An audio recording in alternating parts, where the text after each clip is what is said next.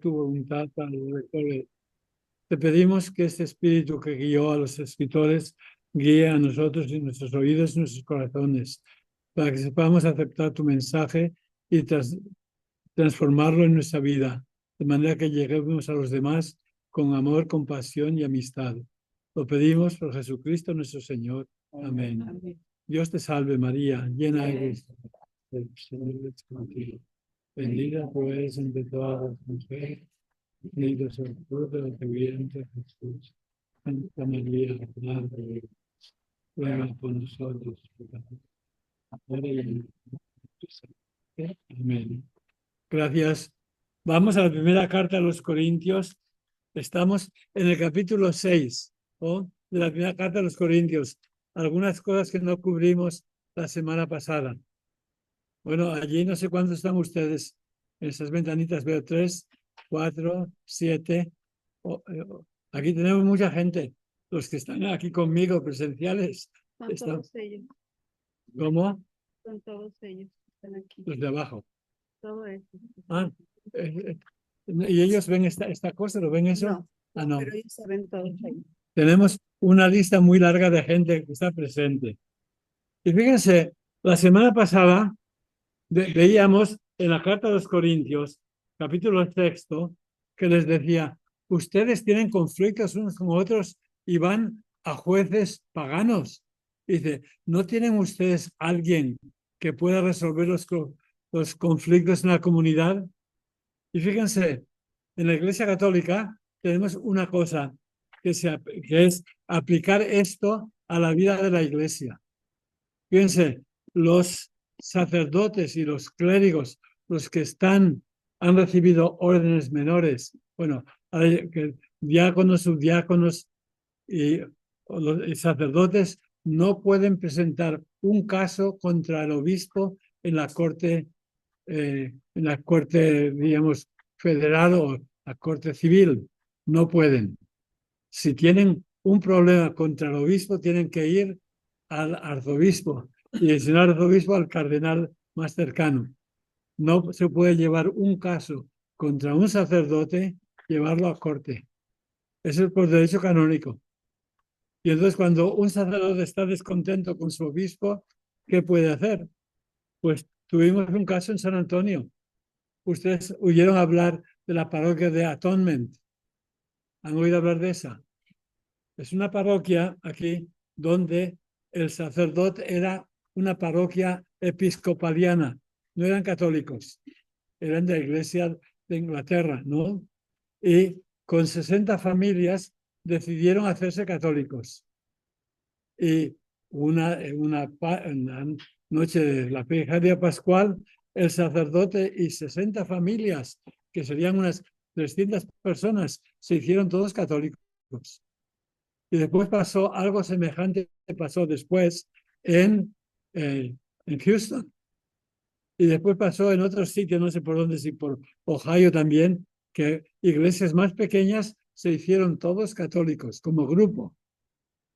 Y entonces, pues, el sacerdote de aquí de San Antonio, pues, tenía una parroquia muy buena, una escuela muy buena, todo así.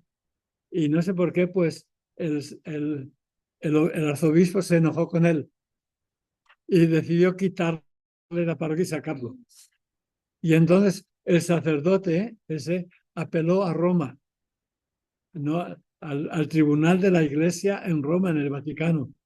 Y el Vaticano decidió a favor del sacerdote, contra el arzobispo. Y entonces lo que hicieron en Roma es, para que no esté bajo el arzobispo aquí, hicieron una provincia eclesiástica especial con 3 que antes eran episcopalianos que se han hecho católicos. Una en Houston, otra en San Antonio y otra en otros sitios, ¿no? Y eligieron un obispo que se preocupe de ellos. Bueno, ve, pues tenía conflicto, podía haber ido, bueno, a la corte civil, ¿no?, contra el obispo, pero él sabía el derecho canónico y no hay que ir a la corte contra... ustedes sí pueden llevar al obispo a la corte, pues son laicos. Ustedes sí, pero los sacerdotes no podemos, o al menos no debemos. ¿no? Y pues la corte de Roma decidió a favor del sacerdote aquí en San Antonio. Y aunque esa parroquia está en San Antonio, no sé si ustedes han ido, tienen la misa muy tradicional en latín, cantan gregoriano, muy bonito. Yo fui, solamente he ido una vez, por curiosidad. Y pues no pertenecen a la diócesis, ¿no? La iglesia también está muy bonita, muy antigua. Sí, está bonita, sí. No recuerdo. Pues cuando fui, no fui a ver la iglesia, fui a ver cómo hacían, ¿no? Pero ve, la carta a los Corintios dice que no se puede llevar a un juicio secular, un juicio civil. Y por eso se aplica solamente a los clérigos. Sacerdotes y diáconos no pueden llevar a su obispo o a un obispo ante una corte civil. Hay que llevarlo a un tribunal eclesiástico, y no sé si hay uno en Dallas y otro en el Valle, entonces hay, o en Houston, y entonces uno puede quejarse, llevar una queja contra un obispo, ¿no? Y eso es aplicar más o menos lo que dice San Pablo a los Corintios, que no tenemos que ir a los paganos, jueces paganos. Dice, pero tenían que perdonar, ¿no? Lo mejor era no hacer un caso, no pelearnos tanto. Pero como somos todos pecadores, pues todos pecamos, ¿no? Entonces metemos la pata. Y eso pasó aquí con este sacerdote que ganó. Y es una pena. Después de eso, ese es el capítulo 6, que no hay que pelearnos entre nosotros. Y entonces, como el derecho canónico se aplica muy poco a los laicos, es más para los sacerdotes y diáconos cómo tienen que hacer las cosas. Los laicos tienen que obedecer que no pueden casarse fuera de la iglesia y haber la edad para casarse, pero cada obispo puede hacer sus propias reglas, ¿no? Y hay que obedecer. Pues después de ese problemas venía el capítulo 6, estamos hablando. Bueno, el capítulo 7 hablaba de la virginidad, ¿no? ¿Qué hacer con las vírgenes y con las viudas? Y varias veces San Pablo habla de las viudas que son verdaderamente viudas. Porque hay viudas que se dedican a ir platicando por ahí, chismorreando por todos sitios. Esas no son viudas, porque las viudas son las que no tienen esposo, se dedican a la oración y a hacer el bien a los pobres. Esas son las verdaderamente viudas, y a esas la iglesia tiene que apoyarlas y darles que tengan de comer y de todo. No hay que abandonar a las viudas que son viudas de verdad. Pues las que se dedican a chismorrear, dice que se casen. Menudo castigo, ¿no? Y después, las cosas que habla, pues decíamos que en el capítulo 7, San Pablo decía que cuando se han convertido, que dice la Biblia, esta que yo tengo aquí, Biblia de América, que no hay de cambiar estado de vida sin motivo. Que la iglesia no quería que los que se conviertan, pues vamos a imponer nuestro modo de ver a los paganos. La iglesia en Roma, en Corintio, eran la minoría, eran grupitos pequeños, y la inmensa población era pagana. Y San Pablo sabía que si vamos a luchar contra todos los paganos, nos van a matar, ¿no? Hay que respetar ciertas cosas que les molestan a ellos y después hacer lo que nos gusta a nosotros, no molestar a los demás.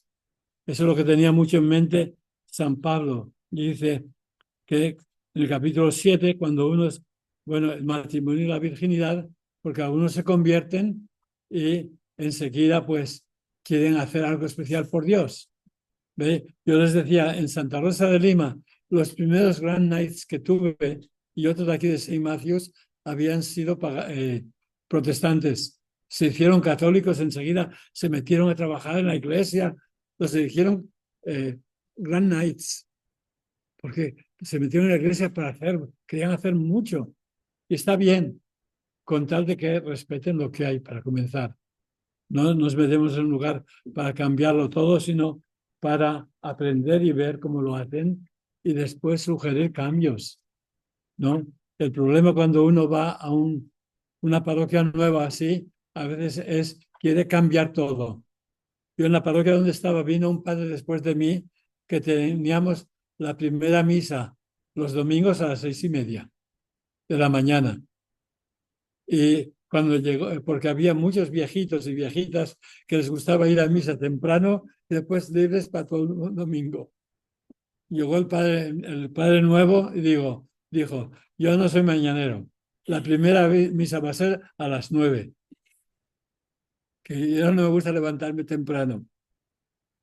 Y ya con eso, ya pues todos los viejitos que les gustaba ir el domingo a misa, ya hemos cumplido, pues ya se antagonizó eso. Y después, como él era fuerte y gordo, pues necesitaba el air condition muy fresco. Y cambió el air condition a 60 y no sé cuántos grados. Y decía, y el que tenga frío que se ponga, que venga con saco. Y pues la gente se armó todos. Pues no, porque el sacerdote no va a mandar, nosotros no vamos a mandar, vamos a servir. Y lo que pasa a veces que en las guadalupanas y en otros grupos que eligen a una nueva y dice, ahora mando yo. Es la nueva presidenta, ahora mando yo. Esa es la peor. Lo que San Pablo dice, todos somos servidores y somos elegidos para servir y no para cambiar todas las cosas sin más. Y ese error que dices, de aún los católicos en Corinto eran minoría, eran comparados. La ciudad tendría unos 80.000 habitantes y era una ciudad muy pagana, ¿no? Y va a hablar después sobre cómo tienen, bueno, habla de los solteros y las viudas y después va a hablar también cómo las mujeres, a ver, que tienen que llevar mantilla, cubrirse ese o no. Y San Pablo dice sí. ¿Por qué? Porque en Corinto era un puerto. Y donde hay un puerto solía haber muchas mujeres prostitutas. Y por eso, claro, para los marineros y todo eso. Y entonces Corinto llevaba mala fama. Decían Corinto, Coré. Y Coré significa prostituta. Y entonces, pues, cuando San Pablo va allí y a las mujeres de la vida alegre que llamamos aquí, llevaban el pelo suelto. Entonces, las que llevan el pelo suelto así, esas son mujeres que están libres. Pues cuando se casaban, el marido les hacía que taparse, cubrirse el pelo así. Y entonces comienza a dar algunas reglas San Pablo que era por los problemas que había allí en Corinto. No es que querían mandar para otros sitios, todo tienen que hacer los que decía San Pablo. Para aquella gente eso valía así. Entonces, porque no quería que los cristianos pues, no se contagiaran con las costumbres de los paganos. Pero eso en cada lugar tenemos que ver qué es lo que hacen los paganos, qué es lo que no tenemos que hacer nosotros. Y entonces, en la carta a los Corintios, pues, tiene varios casos, problemas que eran problemas locales. Y no hay que pensar, pues, porque mandó llevar mantilla, o bueno, que se cubran las mujeres, no hay que llevar un burka, como hacen los, Islam. los musulmanes, ¿no? Que es bueno. No, no, pero era la situación como estaba en Corinto. Y por ejemplo, San Pablo hace algo parecido cuando escribe a los romanos, porque en Roma las mujeres tenían casi iguales derechos que los maridos. Y cuando habla, bueno, la carta en el Evangelio de San Marcos, que está en contacto con Roma, dice que si un marido pues repudia a su mujer, no se puede casar con otra. Y si una mujer repudia a su marido, tampoco se puede casar. ¿Dónde una mujer tenía derecho a despachar al marido? En la ley romana. En Roma las mujeres tenían, para ciertas cosas, los mismos derechos que los hombres. En los demás sitios mandaba el hombre. Y en la ley de Moisés, ¿no? El hombre, si expulsaba a la mujer, tenía que darle un documento de que queda libre, pero el que mandaba era el marido. La mujer no podía escoger. Entonces, ve, esas cosas que nos van contando eran por problemas que había entonces. Y la cuestión es, esos problemas, ¿cómo serían ahora? ¿Qué nos diría a nosotros? ¿No? Y entonces, pues, ahí en el capítulo 9 de Corintios, bueno, una cosa antes que decía. Vamos a ver de vuelta en el capítulo 7, porque esta semana ha habido algo especial. No sé, aquí en Texas, algunos de ustedes ven Facebook, estuvieron anunciando que venía el Rapture. ¿Leyeron eso? ¿Salió eso? Vieron algunos que anunciaron que venía el Rapture el día 23 y 24 de septiembre de este mes. El rapto, que todos los buenos se los iban a llevar a las nubes y los malos nos iban a quedar atrás y después iban a haber el castigo de Dios sobre los que se han quedado abajo. Entonces, si te despertaste el día 24 y estabas aquí, quiere decir que no te llevaron. Y había tanta gente que cree en esas cosas que vienen de los protestantes, ¿no? Pues San Pablo dice que, bueno, estamos en capítulo 7. Sí, vamos a mirar un poquito ahí, porque ¿ve? El capítulo 7, versículo 25, antes de hablar de los solteros y las viudas, San Pablo dice que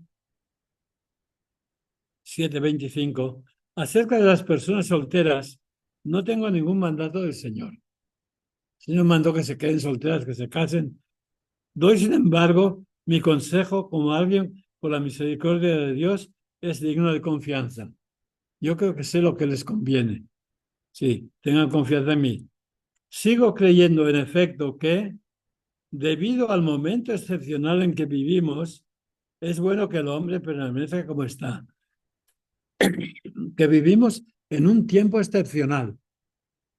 Porque San Pablo, por ejemplo, en la carta a los tesalonicenses, Tesalónica no estaba muy lejos de Corinto, pues la gente creía que venía el fin del mundo.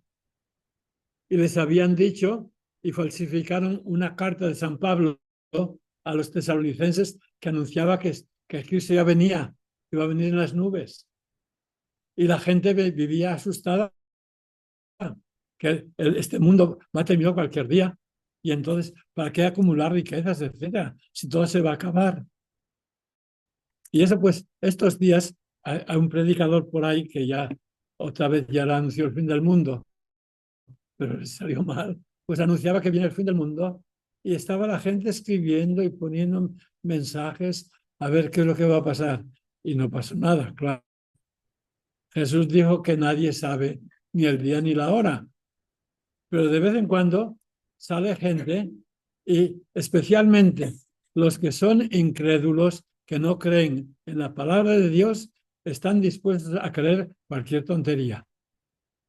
Y eso pasa todo el tiempo y nunca aprenden. ¿Ve? Cuando yo fui a enseñar en México la primera vez, que hará ya casi 50 años, fui a Tehuacán, Puebla. Y allí había estudiantes de todo el sureste de México. Y se esparció una voz, quizá algunos de México sabrán de eso, que una región de México que se llamaba, ¿cómo se llama? Pinotepa Nacional. Han oído hablar de esa región cerca de Oaxaca. Pues se esparció la voz que, no sé qué era en marzo o así, que Pinotepa Nacional se iba a hundir en el Atlántico y todo se iba a perder. Pues la gente se asustó, comenzaron a vender campos y casas y todo, y lo vendían por precios baratísimos, porque se va a ir al mar. Y era una mentira, y la gente sencilla, pues, si no tienen mucha fe, creen en tonterías. Y vendieron sus campos y sus tierras, no pasó nada, y después se quedaron, como lo vendían todo tan barato, porque se va a hundir todo, pues perdieron sus tierras y unos tíos listos se aprovecharon de ellos. ¿Ve? Y los listos se aprovechan de los tontos y los que creen cualquier cosa fuera de la Escritura son tontos. Tenemos que creer la palabra de Dios y lo que nos enseñan, ¿no? Porque hay predicadores que estaban anunciando que venía el fin del mundo y pedían a la gente que les dieran el dinero. Pues, si se viene el fin del mundo, también tú te vas a ir al cielo. ¿Para qué quieres el dinero de la gente? ¿Ve?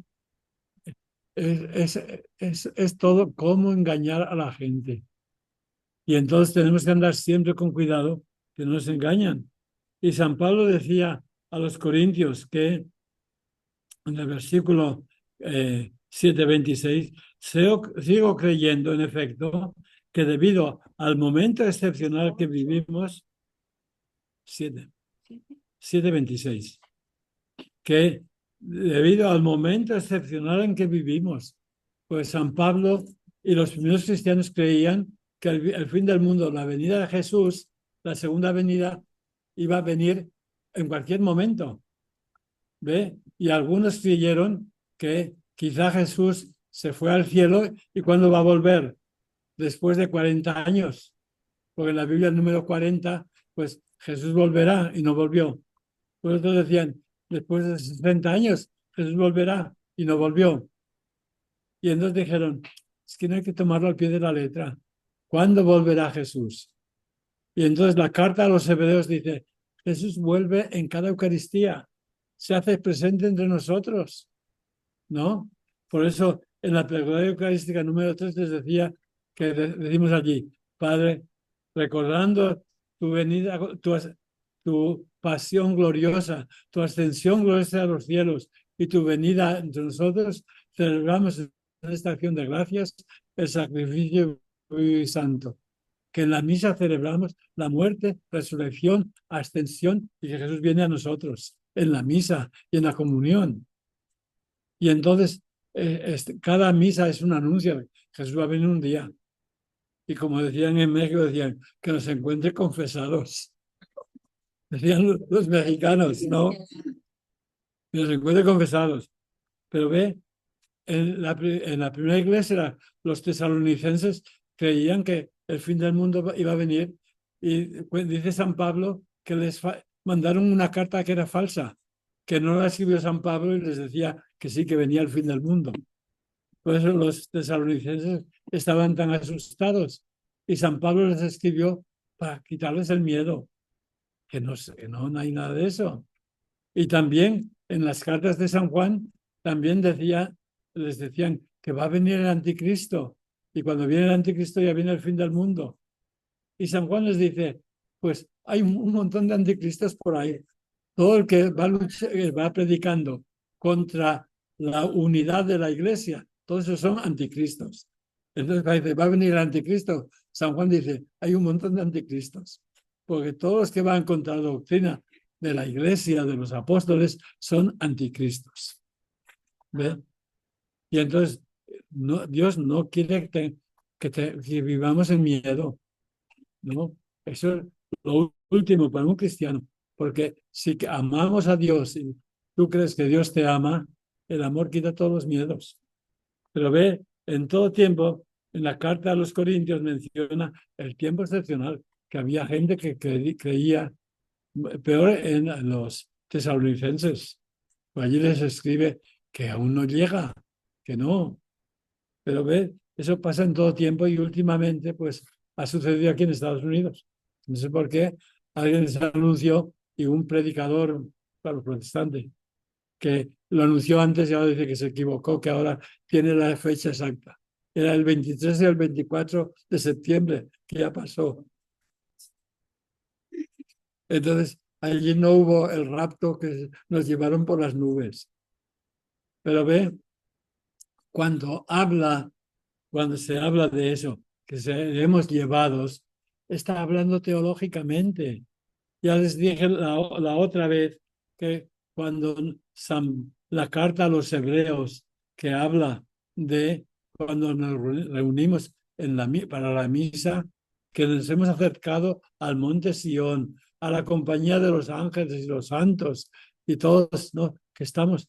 Y en la misa, pues, pedimos al principio de la misa que vengan allí los santos que recen por nosotros y la Virgen María pedimos a los ángeles y los santos que intercedan por nosotros, que en cada misa tenemos todos presentes, que están con nosotros, que nunca estamos solos. Pero los que no creen en eso, pues entonces andan esperando a ver cuándo va a venir Jesús volando por ahí, ¿no? Y pues los primeros cristianos tenían ese problema y ha seguido por siglos. Hacia el año 1200, uno muy famoso, que por fin la Inquisición de aquel tiempo la justició, que también anunciaba que venía el fin del mundo, que la Iglesia estaba equivocada, etcétera. Y la Iglesia dijo, bueno, si tú vas contra la Iglesia, fuera. ¿No? Allí comenzó la Inquisición, ¿no? Gente que atacaba a la Iglesia y la gente sencilla que no sabía, porque lo más común era la ignorancia. Y ahora a mucho nivel hay tanta ignorancia de la palabra de Dios, pues cualquier predicador les dice cualquier cosa y lo creen todo.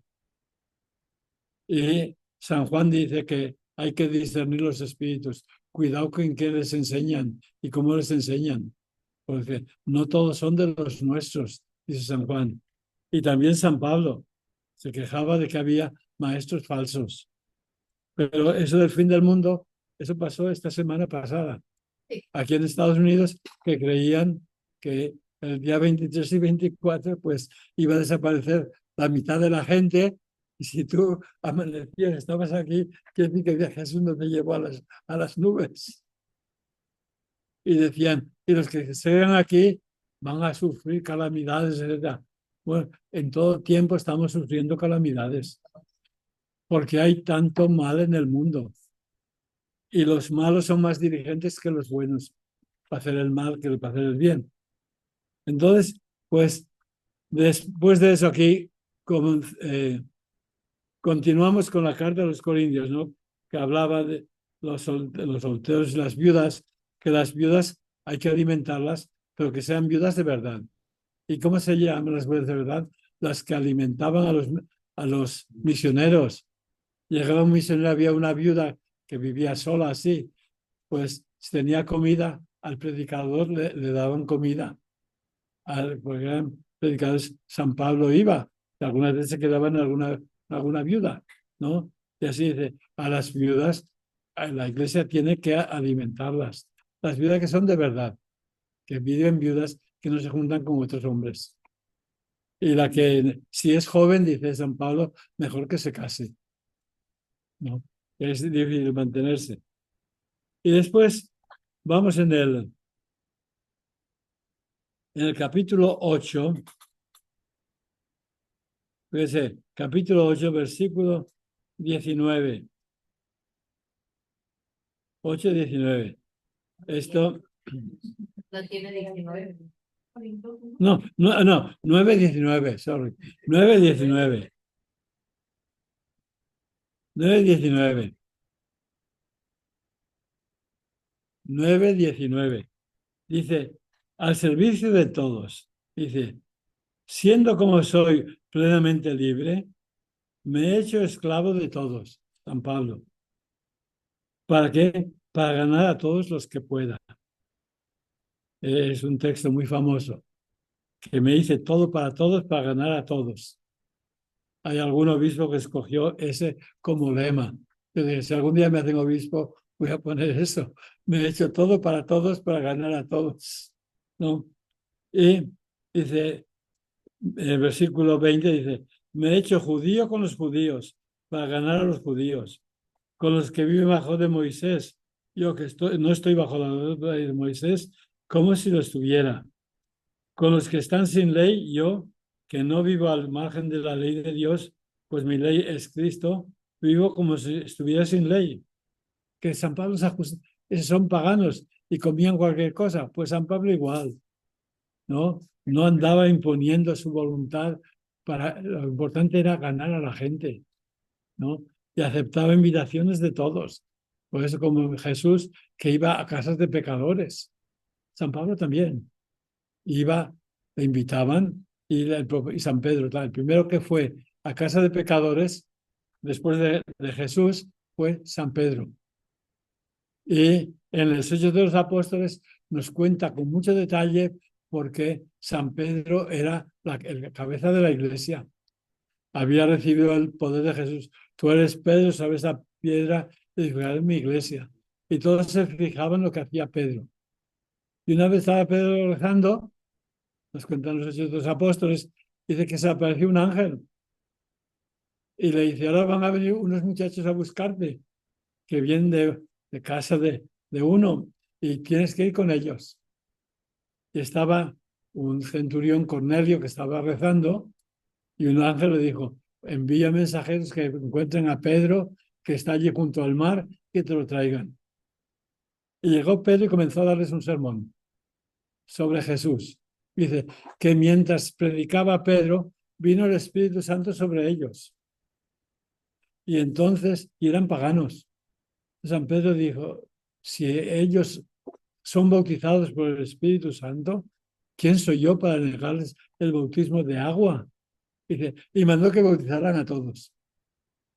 Y los judíos que aún, los cristianos que aún seguían en su mente judía, no hay que mezclarse con los paganos, pues acusaron a Pedro y fue a casa de judíos, a casa de paganos. Y San Pedro dice, pues yo no quería ir, pero vino un ángel y me mandó ir. Y mientras yo estaba hablando, vino el Espíritu Santo sobre ellos. Dice, ¿y quién era yo para ponerme el Espíritu Santo? Dice que por fin dieron gracias a Dios que también había abierto la puerta a los paganos. Porque los judíos creían la salvación es para los judíos. Y los que se convirtieron del judaísmo somos judío-cristianos, la salvación es para los judío-cristianos, los demás no. Y San Pedro es el que abre la puerta, la salvación es para todos. Pero ve, la iglesia tuvo que luchar contra los prejuicios de los primeros cristianos y en todo tiempo siguen los prejuicios en la iglesia hasta ahora, ¿no?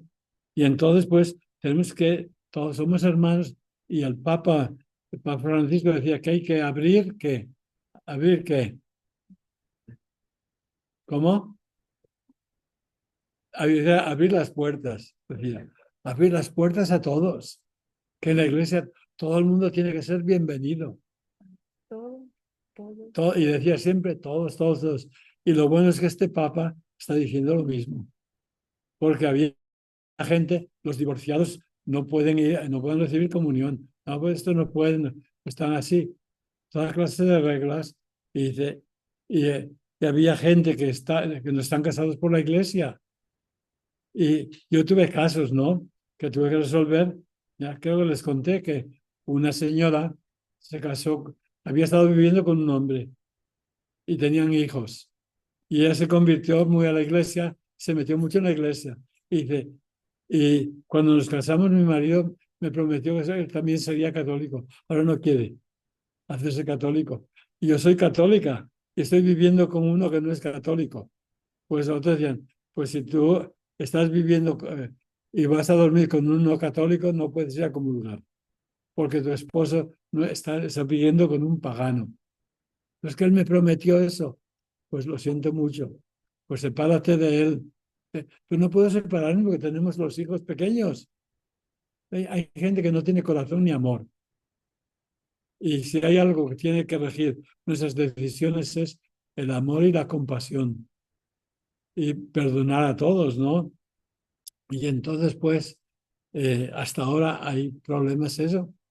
Hay sacerdotes en general salen más con el corazón más abierto, aunque en algunos programas de televisión son muy conservadores y los conservadores les gusta, mire, había un refrán, les dije una vez una frase que la dijo el fundador del Opus Dei. ¿Ustedes sabían lo que es el Opus Dei? ¿No? No sabían. ¿Cuándo saben el Opus Dei? Era un grupo cristiano católico muy poderoso que tenían, si no, millones, billones. Aquí en St. Matthews había un grupo muy fuerte y estaban los del Opus Dei y los legionarios de Cristo. Y los del Opus decían, esos son los millonarios de Cristo. Porque la gente rica, muchos de Monterrey, que venían aquí, los de Monterrey venían aquí para Navidad, todo eso venían a esta parroquia, ¿no? Y había pues tantas casas que la mitad del año estaban vacías. Son gente, millonarios de Monterrey, algunos de México, que venían aquí para vacaciones de Navidad, ¿no? Y pues esos eran los millonarios de Cristo. Los otros eran los legionarios de Cristo y se peleaban aquí en St. Matthews. Y entonces, en vez de ser hermanos, Comunidades. sí. Y entonces, pues, ¿cómo unirlos? ¿Y cómo? Pues no era fácil. Y tuvimos que educarlos en la fe. Y algunos, pues, se fueron a México para practicar su fe en México, en Monterrey. Tenían mucho dinero. Y el dinero a veces, pues, algunos de ustedes son de Monterrey. Una, ¿ve? La gente de Monterrey lleva mala fama, ¿no? Mira, aquí están haciendo todos riéndose. Respuesta. Pero el refrán español dice, unos llevan la fama y otros cargan la lana. Unos llevan la mala fama y los otros son peores, ¿no? Y entonces, pues, hay gente de Monterrey egoísta. También en México, en todos sitios, todos somos egoístas. Y hay gente de Monterrey que es muy generosa, sí, aunque de vez en cuando te encuentras alguno que dices, este es de Monterrey.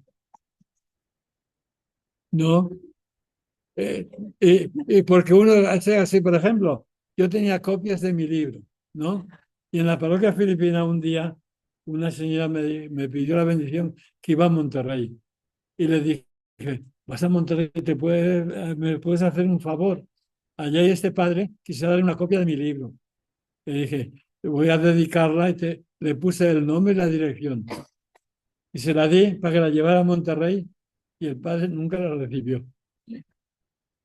No, bueno, o sea, ella la llevó para llevarlo porque iba a Monterrey y me dijo que sí, que lo iba a llevar.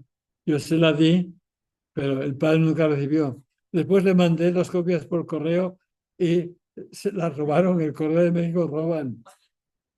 Y el padre es muy famoso, se llama padre Carlos Junco. No sé si han oído ese nombre. Es muy famoso en cuestión bíblica. Y pues le mandé 2 copias y no le llegaron. Y me dijo, es que aquí en México el correo no se puede confiar. Dice, él tenía suscripción a revistas bíblicas, pero la mitad se las robaban en el correo y también tuvo que parar las suscripciones, porque en el Correo de México robaban mucho. Esto hace 3 meses, ¿no? Pero cuando uno confía en una persona que te dice que van a hacer eso, lo prometido es deuda. Si no prometimos algo, las promesas son sagradas y son tan más sagradas las que se hacen directamente a Dios.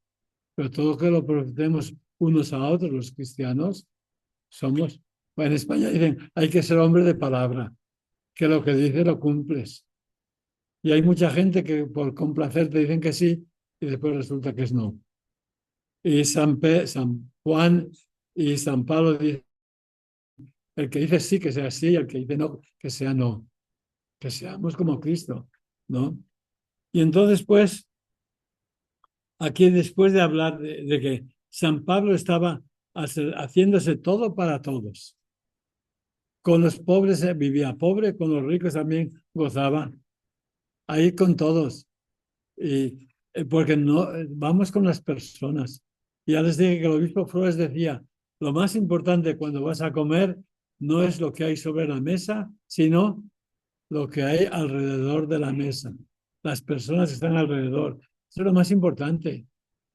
Y por eso el obispo Flores y yo también les decía, si me invitan a comer, frijoles, arroz y pollo frito.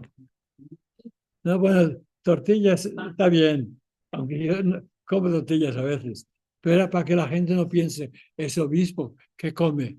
Pues como todos, ¿para qué gastar así? Lo más importante es el convivir con la gente. Y ustedes piénsenlo también, ¿eh? Cuando van a invitar a un sacerdote a alguien, no echan, dicen en España, echar la casa por la ventana. No hay que malgastar, no, por favor. Y San Pablo dice que se hacía todo para todos. Con los pobres vivía pobres, con los ricos iba y comía con los ricos, ¿no? Y con los pobres de verdad, San Pablo era pobre de verdad. Y así todos tenemos que hacer. Y no hacerte el sabio para mostrar a los demás que tú eres muy lista, ¿no? Si la gente es ignorante, no te pongas, es que yo he estudiado mucho, te voy a enseñar, ¿no? Pues te hacen una pregunta, pues, mira, esa pregunta yo también la hice otra vez y esta respuesta yo tengo, para que sepan que tú no eres como lo que lo has sabido siempre. Ay, pues esa pregunta que tú me haces, también la tuve que hacer, tuve que aprender. Esto es lo que me dijeron. Y entonces la persona se siente, ella fue discípula, yo soy discípulo, que mantenemos la misma relación, que yo soy el sabio y esta es... No, todos somos siempre discípulos. Y el problema es que nos toca, nos gusta figurar. Y antes quería hablar algo del Evangelio de este domingo, que es el Evangelio del rico que tenía banquetes, ya saben, ¿no? Y el rico, el régimen de España, Pulón. Y esa historia es de San Lucas, y es los pobres y los ricos, cómo se relacionan o con lo que haces lo que Dios te ha dado. Y nos cuesta esa historia de este hombre rico que no nos dice cómo se llamaba. ¿Ve? En el mundo, cuando hay un rico, ¿quiénes son los ricos? Elon Musk y no sé quién otro. Eh, Trump. Bueno, en el mundo, los ricos hay que conocerlos por nombre. A los pobres nadie sabe su nombre. Y San Pablo dice, había un hombre rico, no sé cómo se llamaba, pero había un hombre pobre, se llamaba Lázaro. Reconocer a los pobres, dice, y estaba sentado allí a la puerta y comía de las migajas que le daban. Porque cuando había un banquete de ricos, no tenían servilleta.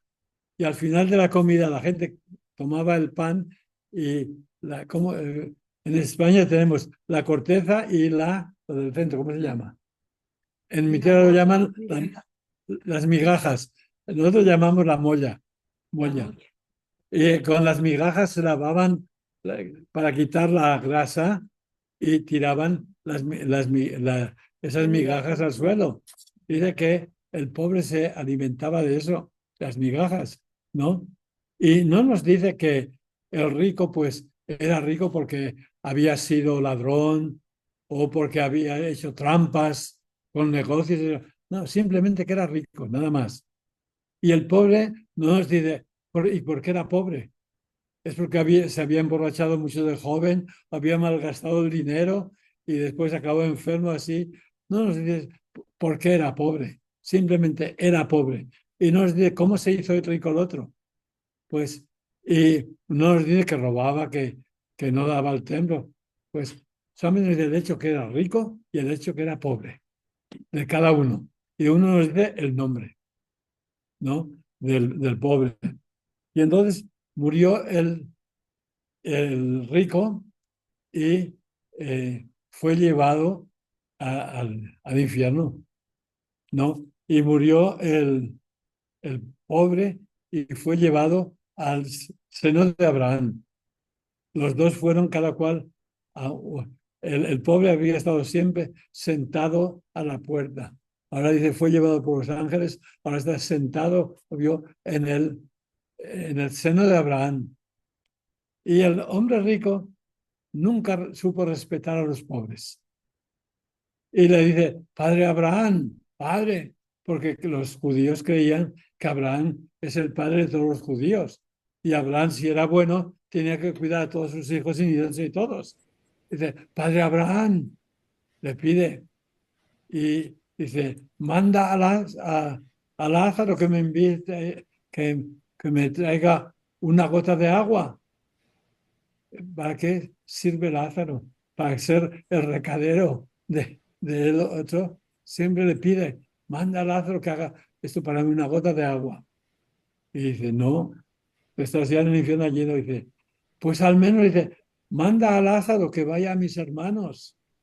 Que es ese ese que está en el infierno no es malo del todo. Ahora está pensando en sus hermanos, que vaya a predicarles para que no vengan aquí a este lugar de tormentos. Y la respuesta de Abraham dice, tienen a Moisés y los profetas. Si no hacen caso a su palabra, a la palabra, no tienen remedio. Aunque vaya un muerto y resucite, no se van a convertir.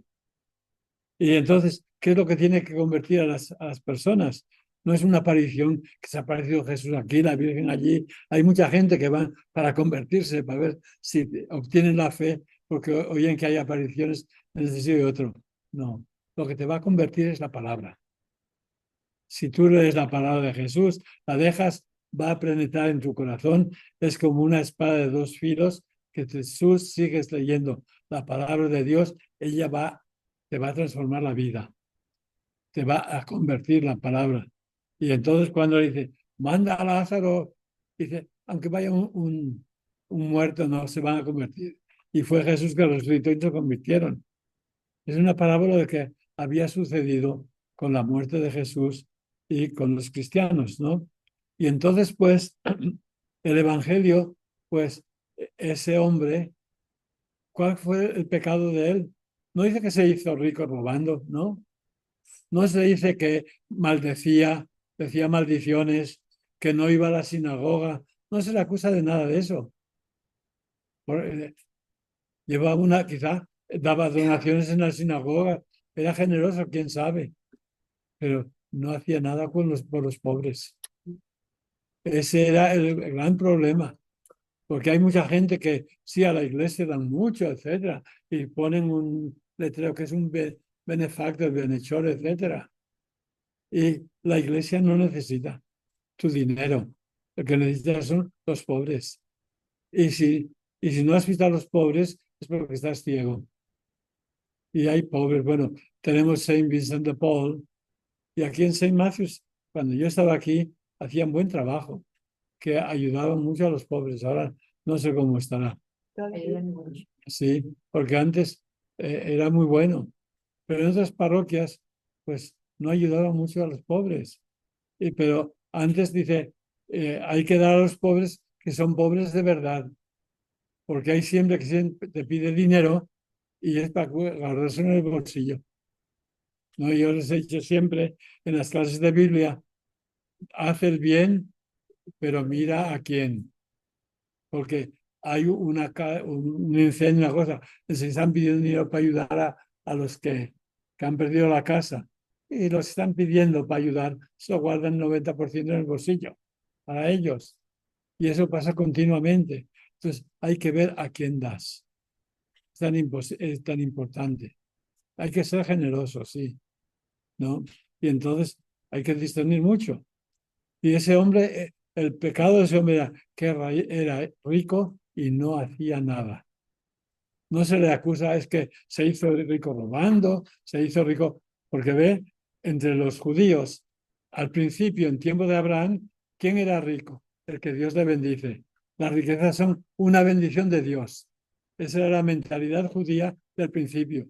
Y Abraham tenía, pues, vacas y ganado, todo, ¿no? Nos cuenta la riqueza que tenía Abraham. Eso era el principio. Pero conforme fueron avanzando, como Dios fue educando a su pueblo, cuando llegó a los profetas, dice, los ricos, hay que ver a ver cómo se han hecho ricos. Porque la mayoría que se hacen ricos ahora, en tiempo de los profetas, lo hacen explotando a los pobres y robando. Y era, o sea, es la semana pasada que leíamos en la misa, ¿no? Y esta semana hay de aquellas que viven en casas de marfil, diríamos lo que va a salir en la lectura de este domingo. Hay de aquellas mujeres, ¿no? Que comen, ¿cómo diría? Se ungen con óleo, etcétera, y comen, Caviar. ¿cómo? Caviar. Caviar, todo, ¿no? Y tienen perfumes, eh, bueno, como lo pone en la lectura, ¿no? Y dice, hay de ellos. ¿Por qué? Porque el país estaba siendo invadido por los del norte, los asirios, y había muchos refugiados que huían del norte de Palestina, de Galilea, huían hacia el sur y venían sin nada. Y venían, pues habían perdido todo y con miedo. Y la gente no les ayudaba. Y los profetas, especialmente cuando hablan de Jerusalén, les dicen, a ustedes les va a caer peor. Ustedes ven todos esos, ustedes están viviendo, bueno, habla también los de Samaria, los del centro, que duermen en camas de marfil y se ungen con ungüentos preciosos y se visten con vestidos elegantes, todo eso. Van a perderlo todo. ¿Por qué? Porque no se preocupan por los pobres. Si Dios te bendice, está bien, es para que seas una bendición a los demás y que compartas. ¿Y cuánto? Pues antiguamente era por lo menos el 10%, pero los ricos no comparten. Y espero que ustedes compartan lo que puedan, ¿ok? ¿No? Y entonces, la primera lectura de esta semana, que duermen, dirían, hay aquellos que duermen en waterbeds, que se deleitan con música, tienen wall-to-wall stereo. Después se ungen con perfumes, no dice, con perfumes de París o no, y así, ¿cómo? ¿Cómo? El perfume de 7 machos sexan los hombres. No conozco. Pues ves, porque hay de esos que ahora viven en lujos y todo. Si no comparten, esos no tienen salvación. Y pues en aquel tiempo que tenían sus músicos que les cantaban y tenían camas de marfil, imagínense, ¿no? Ahora son camas de agua, waterbeds, ¿no? Y música estéreo en la casa y todo así. Y hay gente que tiene abundancia de todo. Sí, Dios quiere que seas feliz, pero que trates de hacer felices a los demás, que las riquezas son para compartir. Y si no compartes, es que yo ni mato, ni robo, ni etcétera. Pero si Dios te ha bendecido, etcétera, pues si no haces nada con eso hacia los pobres, estás destinado al castigo. ¿Ve? En fin, esa lectura de esta semana, cuando lean Oseas, a ver un momento.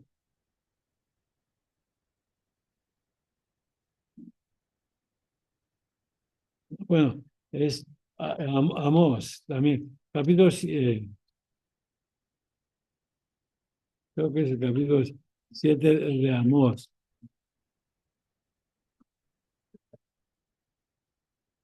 No sé.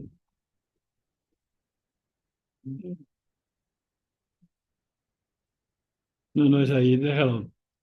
Pero se queja de esa gente que está en grande y dice, y no se preocupan por sus hermanos. Y los hermanos eran, ve, el reino de Judá Palestina estaba dividida en dos reinos, el reino de Israel y el reino de Judá. Desde Samaria para el norte era el reino de Israel.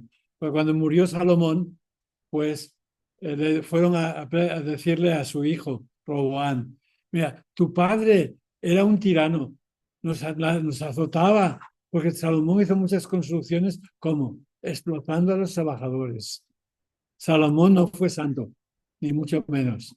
Y cuando murió Salomón, fueron a su hijo, dice, mira, tu padre era terrible, nos hacía trabajar, nos hacía así, y tú puedes hacerlo todo más fácil.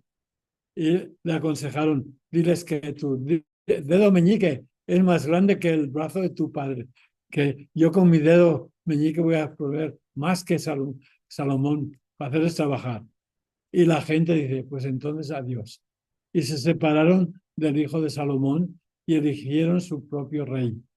Y entonces se convirtió el reino del norte separado. El hijo de Salomón siguió en Jerusalén, pero perdió la mitad del terreno del norte, más de la mitad. Porque la gente dice, Salomón fue muy malo.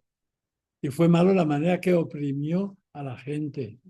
También fue malo el que tenía 300 mujeres y 700 concubinas. ¿No? Tenía 1000 mujeres y acabó adorando ídolos. Salomón no acaba bien, ¿no? pecó en todos los sentidos. Acaban con la Santa Muerte. Y había sido tan sabio y tan rico y lo malgastó todo. Y el hijo de Salomón, pues, fue malo como su padre. Y entonces el norte se separó, pero cuando comenzó la invasión, que los asirios comenzaron a conquistar el norte, había mucha gente que huían refugiados y venían hacia Jerusalén refugiados. Y les cerraban las puertas y no querían compadecerse de ellos. Y los profetas dicen, y aquí vienen estos hermanos de ustedes, y aquí ustedes, su gente, pues están viviendo en grande, y aún en Samaria, los políticos que vivían en la capital, no se preocupaban de los pobres del norte, estaban perdiendo sus casas. Y esto pasa hasta ahora, ¿ve? Que tenemos refugiados y todo, y la Biblia se escribió para que aprendamos lecciones. Y el evangelio de esta semana, pues, es ese rico que no sabemos cómo se llama. Entonces, no es importante. Los ricos no, sus nombres aparecen en los periódicos, pero no aparecen en la Biblia. En la Biblia aparecen los nombres de los pobres. Y en el reino de Dios están los nombres de los pobres. Y los nombres de los ricos, cuando un rico muera, pues aquí no está tu nombre. Está San Pedro allí en la puerta mirando. ¿Tú cómo te llamas? Era un ricachete, ¿no? Pues tu nombre no está aquí, tú, para abajo. Y llegará un pobre y dice, ¿cómo te llamas? Lázaro. Ah, sí, aquí está Lázaro. Entra para adentro. Tal como lo ponen. Era una manera de evangelizar. De evangelizar en aquel tiempo. Y pues nosotros escuchamos la palabra de Dios y a ver que cada vez aprendamos algo. Que aprendamos a generosidad y no egoístas. Aunque Dios promete que si tú eres una bendición, Dios te bendecirá. Pero no digas, yo voy a bendecir ayudar a los demás para que Dios me dé a mí. No, eres egoísta. Doy a los demás porque son mis hermanos en Cristo y merecen ayuda. Y por eso les ayudo. Y si tú los haces por generosidad hacia ellos, Dios se preocupará de ti. Pero dices, voy a dar para que Dios me dé el 100 por uno. Voy a dar de $1 para que Dios me dé 100. Eres egoísta en el modo de dar. Y tenemos que dar sin egoísmo por puro amor. Que es como, en fin. Bueno, continuaremos pues la semana que viene con con el libro de Capítulo 11. capítulo 11 de La primera de Corintios. la primera de los Corintios. Continuaremos con la carta a los Corintios, ¿ok? Y allí va a hablar, bueno, de la resurrección y el rapto. A ver cuándo va a ser la resurrección, porque los griegos no creían en la resurrección. De cuando alguien se encierra, allí permanece. Y a Jesús le sabía, bueno, no a Jesús, es el evangelista San Juan que escribía para griegos, no dice, ¿qué pasa con el grano de trigo? Que lo sepultas en la tierra y después sale. Entonces, los muertos los sepultas en la tierra y ¿qué va a pasar con ellos? Que van a salir, ¿no? Si crees que Dios resucita las semillas, esas muertas, mucho más va a resucitar a nosotros que somos semillas del reino de Dios. ¿Ok? Bueno, rezamos juntos el Ave María y quiero saludarles a ustedes que están aquí. ¿Ok? Bueno, vamos pues rezamos por juntos. Dios te salve María, llena eres.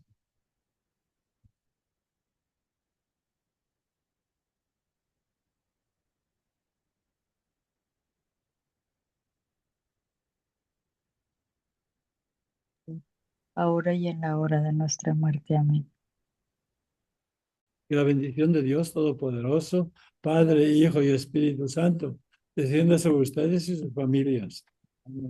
Y quiero que todos ustedes sepan, como ustedes también, que cuando rezo el rosario, ¿no? Normalmente a veces rezo 1, 2 o 3, ¿no? Muchas veces 2 rosarios. Siempre al final rezo por todos los que vienen a las clases de Biblia y todo eso. Que Dios les bendiga. Gracias, Sí. gracias, Padre. Gracias. Y por, Amén. Muchas y por gracias, los Padre. enfermos Buenas de sus noches. familias. Siempre rezo por ustedes. Gracias. Padre, Dios lo bendiga. Ok. Gracias. Gracias. Gracias, padre. Antes.